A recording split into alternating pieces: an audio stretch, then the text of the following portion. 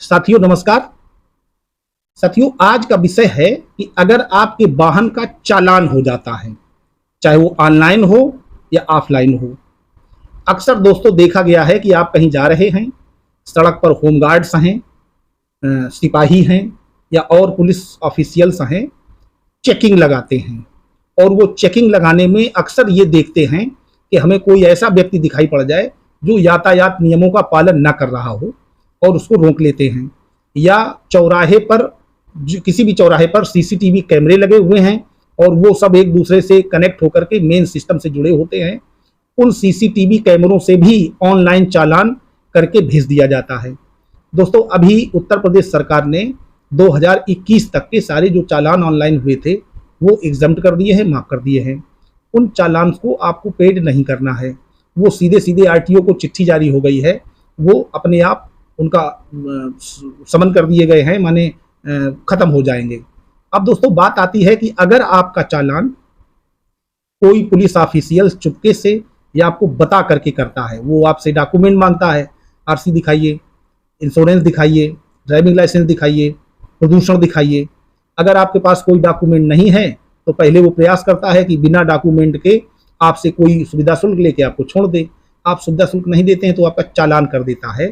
तो उस चालान की दशा में आप उस पुलिस वाले को सबक कैसे सिखाएं, क्योंकि बहुत सारे लोग ऐसे हैं जिनको पावर ही नहीं है चालान काटने का और वो चालान कर देते हैं और बड़ा इस तरीके से करते हैं, ऐसा दिखाते हैं कि सरकार को बहुत हम रेवेन्यू पैदा करवा रहे हैं। लेकिन कोई इलीगल प्रोसीडिंग अगर वो करते हैं, उससे सरकार को रेवेन्यू मिलता है तो वो गलत है। सरकार को रेवेन्यू लीगल प्रोसीडिंग से मिलना चाहिए। और वैसे तो हमारी राय है अपने सभी दर्शकों से, साथियों से और अपने पूरे देश के नागरिकों से कि जो भी यातायात के नियम बनाए गए हैं वो हमारी सुरक्षा के लिए हैं, उनका हम विधिवत पालन करें।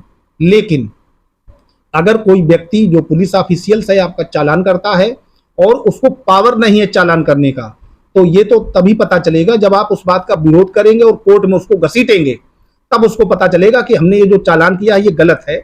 तो दोस्तों ऐसी कंडीशन में जब आपका चालान हो जाए ऑनलाइन या ऑफलाइन, तो आप ऑफलाइन चालान में क्या होता है कि आपसे गाड़ी का कोई एक पेपर, या तो आपका ड्राइविंग लाइसेंस या तो आपकी उस गाड़ी की आरसी, रजिस्ट्रेशन सर्टिफिकेट, या आपका इंश्योरेंस या प्रदूषण या कोई एक डॉक्यूमेंट आपसे वो पुलिस ऑफिशियल्स ले लेते हैं और आपको एक चालान की चिट, जिसको चालानी चिट कहते हैं, वो दे देते हैं।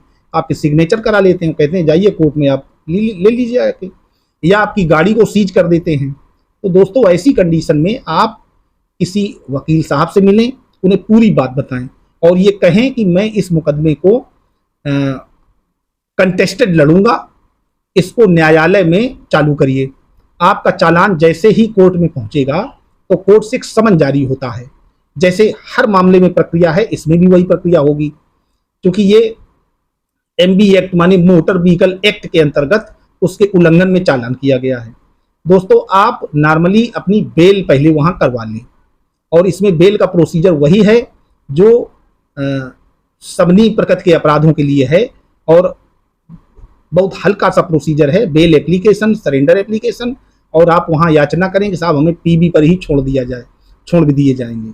इसके बाद आप उस पुलिस ऑफिशियल्स को समन करवाइए, उसको बुलाइए। आपकी गवाही जब चालू होगी तब उससे पूछा जाए, उससे पूछिए, क्रॉस एग्जामिन कराइए कि आपने जो ये चालान काटा है, इस चालान का जो वीडियोग्राफ है वो कहाँ है, उसको कोर्ट में बुलवाइए, मंगवाइए।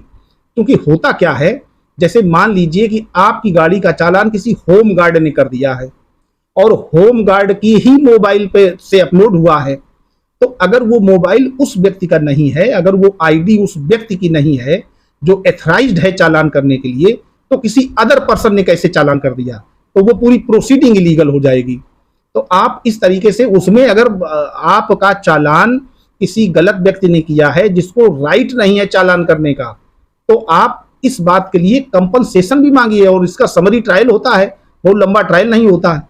दरोगा को भी 4 बार आना पड़ेगा, गवाही देनी पड़ेगी, उससे क्रॉस एग्जामिन होगा, क्योंकि नॉर्मली लोग नहीं करते हैं। इसीलिए पुलिस ऑफिशियल्स जल्दी वकीलों के चालान नहीं काटते हैं।